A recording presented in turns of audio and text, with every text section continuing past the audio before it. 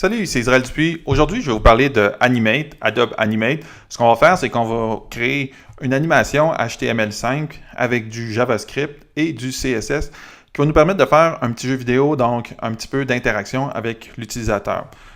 Pour le tuto d'aujourd'hui, ce que j'ai fait, c'est que je suis parti d'un gabarit existant que je suis allé chercher sur tourdeanimate.com, qui est un site super sympa où est-ce qu'on a des free downloads. Puis là, il nous donne plein de templates. Puis ce qui est le plus magique, c'est qu'il nous donne la permission de les utiliser autant à des buts d'exploration qu'à des buts commerciaux. Fait que merci à ce développeur.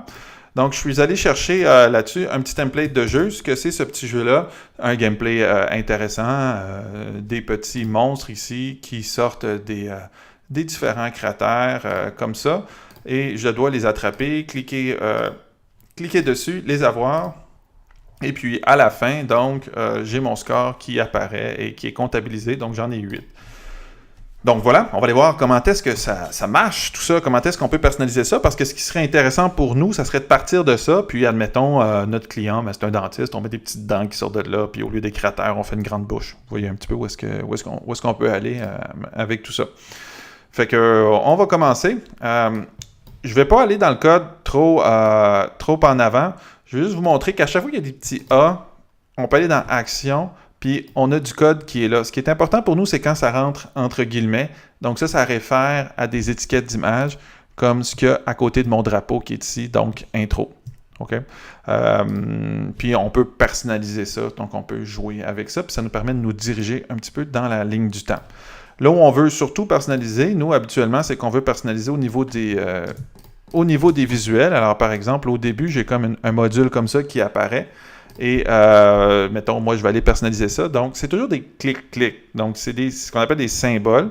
Il y a une hiérarchie. Maintenant, je suis dans la scène 1. Puis là, il est en dehors de la scène, donc je ne le vois pas. Il arrive par là. Donc, il est hors champ, puis il arrive ici. Fait que je vais rentrer dedans, clic. Puis là, oups, j'ai une autre ligne de temps.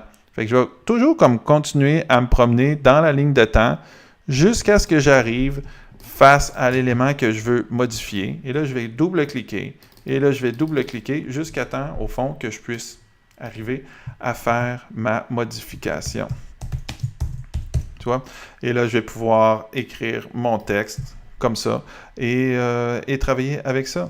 Ça fait que c'est quand même assez simple, là, vous voyez. On fait juste prendre comme ça, puis à partir du moment où on a du texte, tout s'affiche dans Propriétés. On peut grossir ici, on peut changer la couleur de ça, etc. Si on utilise une police, une police qui est utilisée desktop, comme c'est le cas présentement, parce que j'utilise Markerfield. Wow, je suis original. Donc, à ce moment-là, ce que je vais faire, c'est que c'est pas une police web. Donc, pour éviter tous les problèmes, là, je vous le suggère, commande B, ça vectorise la police d'écriture dans le menu. Commande B, c'est modification séparée. Donc, modification, dis-je, séparée. Voilà, commande B, jusqu'à temps que ça soit comme de la petite viande comme ça. Fait que ça, on voit l'idée, on peut personnaliser tout, on peut personnaliser le texte. Pour personnaliser le visuel, même chose. Donc, je vais me promener avec ma ligne de temps jusqu'à temps que j'arrive à l'endroit où je veuille. Je double-clique encore, et là, je me promène avec la tête de lecture. Des fois, c'est un petit peu de comprendre, c'est comme start, end, c'est comme évident. Ensuite, il y a des petits personnages qui sont là, qui sont supposés d'être là. Je ne les vois pas, comment ça se fait. Par contre, comment je peux essayer de comprendre, parce que j'essaie de vous le montrer de manière générale, parce que vous allez travailler avec d'autres templates, j'imagine. Pas juste celui-là. Donc, je vois que j'ai ennemi 2 ici. Puis là, quand je clique sur le template, ça highlight ce qui est dedans. Fait que, double-clic. En effet, je rentre dans quelque chose et là, j'ai un ennemi qui est ici. Donc, si je veux modifier, si je veux changer cet ennemi-là, c'est encore une fois juste des clic-clic jusqu'à ce que je rentre dans son calque où je peux le modifier, cet ennemi-là. Alors, comment le modifier? Dans Illustrator, on peut avoir nos propres visuels. Je vous rends ça très, très simple, la vie. Commande C, on retourne dans Illustrator, on se crée un nouveau calque qu'on pourrait appeler là, correct. Là. Puis, on commande V, tout simplement. Fait que là, coller des vecteurs, coller en tant que bitmap, ça pixelise l'image. Généralement, tu ne veux pas ça. Conserver les calques, c'est juste quand tu veux animer ton truc. Moi, je ne veux pas l'animer, je veux juste qu'il arrive de même. Fait que là, je vois mon truc qui arrive, des petites options ici qui apparaissent parce que, par exemple, mettons, les blend modes ne passeront pas. Dans le fond, c'est que ça vient se dessiner avec Canva. Fait qu'il y a des options en HTML qui ne sont pas possibles, comme certains modes de fusion. Mais de toute façon, c'est pas mal WYSIWYG. Fait que si tu le vois que ça marche, ça veut dire que ça marche. Fait que je vais venir placer mon papier ici. Je vais supprimer ça. Oups, je suis obligé de le renommer. Voilà. Fait que juste en faisant ça, ici, j'ai changé le texte, puis j'ai changé aussi les différents personnages. Donc, c'est plus le monstre de tantôt. C'est Papy qui est là, puis la game marche quand même. Je vous suggère de tester à chaque fois que vous faites une modification. Fait que vous voyez, on pourrait écrire votre score au lieu de your score, etc., etc. Une petite modif à la fin, une autre petite modif avant d'exporter tout ça. On va mettre du son, OK? Ça fait que ce qu'on va faire, moi, pour le son, je suis allé sur un site que j'aime beaucoup qui s'appelle flashkit.com, qui est là comme depuis toujours, d'où son design très rétro. Je suis allé dans Sound Effects, puis j'ai trouvé un beau son par Dirtustude et j'ai le droit de l'utiliser, donc ça vient avec une licence Creative Commons, fait que c'est fantastique. Donc de retour dans Edge Animate, je vais mettre un son dans ce game-là, donc autre niveau de personnalisation. Qu'est-ce que je vais faire? Je vais me créer un nouveau calque, peu importe où est-ce qu'il est, je l'appelle son, dis-je, et puis au lieu de le placer directement là, ce que je vais faire, dès que je mets un nouvel élément, je vous suggère fortement de toujours faire modification, insertion, nouveau symbole. Ça éclaire la scène, c'est plus facile. OK? Donc, je vais l'appeler son et je vais en faire un clip parce que je veux qu'il joue en boucle.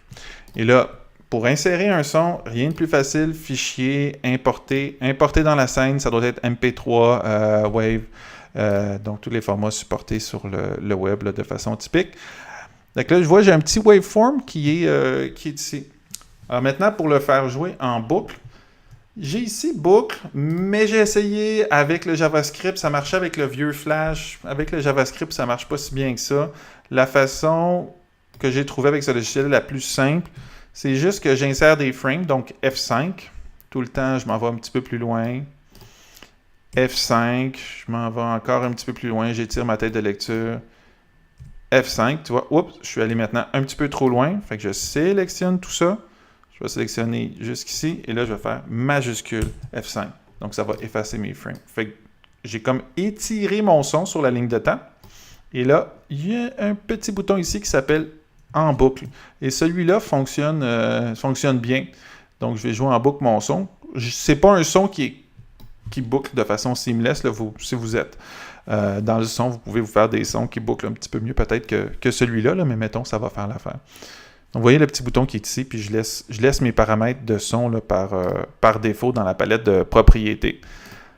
Je reviens à ma scène initiale, j'enlève le boucle qui est ici, je m'en vais dans ma bibliothèque et je vais retrouver mon son ici. Je vais juste le glisser comme ça. Et voyez-vous, ça me fait une petite bille vide, comme mes personnages de tantôt, mais ils vont quand même boucler. Tu testes, commande Enter. Et puis là, on a notre son. Voilà, tout simple, OK, pour mettre notre son. Fait que j'ai fini. Maintenant, j'ai fini. Qu'est-ce que je fais avec ça? Moi, j'aimerais ça, insérer ça dans un site web existant. Alors, ce que je vais faire, je vais aller voir avec vous les paramètres de publication. Alors, au début, on s'assure d'avoir, moi, je vous suggère d'avoir vraiment comme un dossier vide avant d'exporter tout ça, parce que ça va faire plein de fichiers, plein de dépendances, là. Donc, on se crée un nouveau fichier. Et là, dans Animate, on va dans Fichier, Paramètres de publication. Et là, qu'est-ce qu'il nous permet de faire? Il nous permet de publier en JavaScript ou en OAM. On va faire les deux ensemble, puis je vais vous expliquer les avantages et les inconvénients de l'un et de l'autre.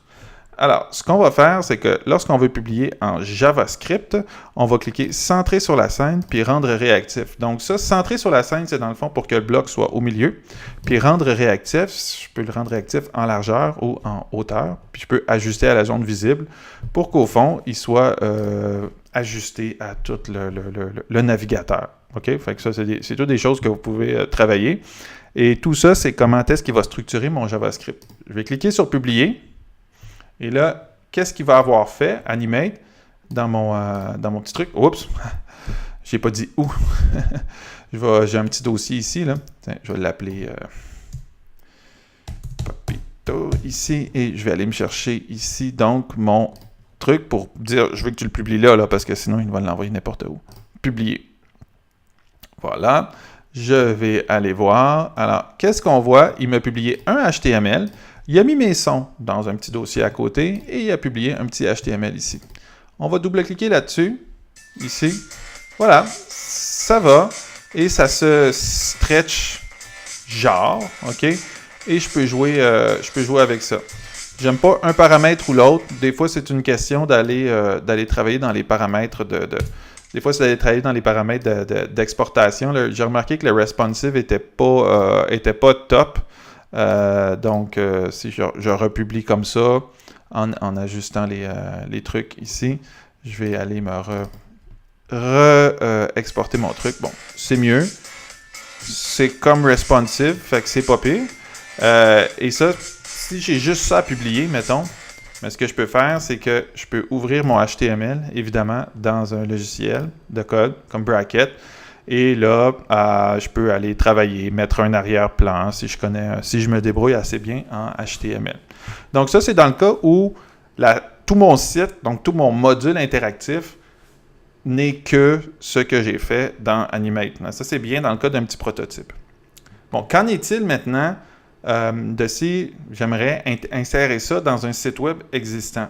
Donc, si j'aimerais insérer ça dans un site web existant, ce qu'il va falloir que je fasse, c'est qu'il va falloir que je publie en package OAM plutôt qu'en JavaScript. Donc, je coche JavaScript, je n'ai pas le choix, puis je coche package OAM.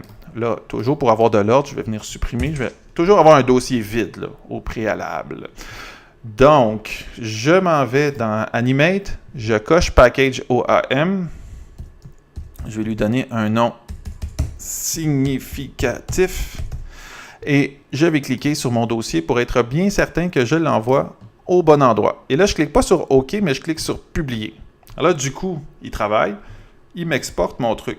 Et dans mon vidéo ici, il m'a créé du JavaScript, mais il m'a aussi créé un OAM. Donc, c'est ça qui est important, c'est mon petit fichier OAM qui est ici. Au fond, mon OAM, il y a un certain poids, là, tu sais.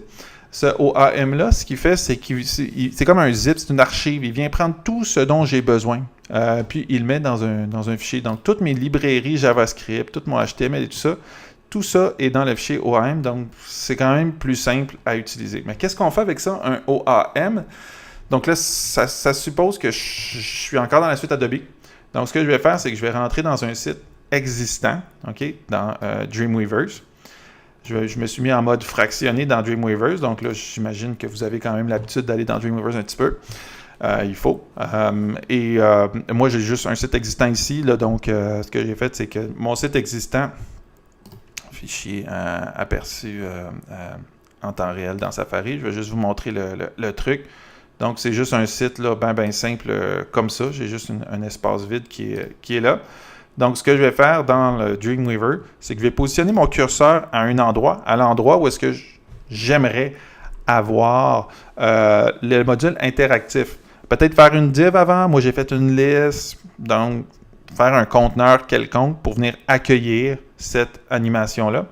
Puis ensuite, pour mettre le OAM, ce qu'on doit faire, c'est qu'on doit aller chercher dans Insertion, HTML, Composition animée. OK? Et là, mon site là, est ici. Donc, au préalable, je n'ai pas créé de dossier. Dreamweaver, ce qu'il va faire, c'est qu'il va extracter, il va venir placer lui-même dans la structure de mon site tout le OAM que je vais le placer. Donc, mon OAM, il peut rester dans son dossier tout seul, là, tu sais. C'est même préférable. Donc, je vais me placer ici. Je vais faire Insertion, HTML, Composition animée. Et là, je vais aller chercher mon petit OAM que j'ai produit tantôt. Vous vous rappelez? Alors ce faisant, oups, il y a un preview avec le son. Bon, c'est hyper agressant. Alors, ce que je vais faire, c'est que je vais aller vous montrer maintenant qu'est-ce qu'il a fait. Donc, dans ce site, OK, dès que je l'ai placé, en fait, dès que je vais sauvegarder ça ici, là, ici, qu'est-ce qu'il va faire? C'est qu'il va venir créer un petit dossier ici. Donc, il a extracté mon élément. Il l'a appelé Tipit, mon OAM. Et dans les assets, j'ai tout ce dont j'ai besoin. Donc, mon MP3, on reconnaît le fichier qu'on avait tantôt. OK? Vous voyez, c'est Dreamweaver qui l'a extrait puis qui l'a placé au bon endroit. Et c'est tout. Alors, je vous dirais que si vous faites ça, faites pas un aperçu en temps réel. Des fois, ça ne marche pas. On a juste à sauvegarder, commande S, OK, puis on peut le fermer. Puis après ça, lorsqu'on va tester notre site, on va voir que l'élément est à l'endroit voulu. Et je joue dans ma page, comme ça. Et donc, souvent, ce qui arrive, c'est que le petit bug avec ça, je vais remettre le son, là, juste pour vous montrer qu'il est là. C'est le responsive qui vient en prendre un coup. Donc, cet élément-là, au niveau du responsive, il y a peut-être quelque chose là, qui est... Mais ça donne quand même une interactivité intéressante, facilement conçue. Donc, une maquette qui est possible de travailler.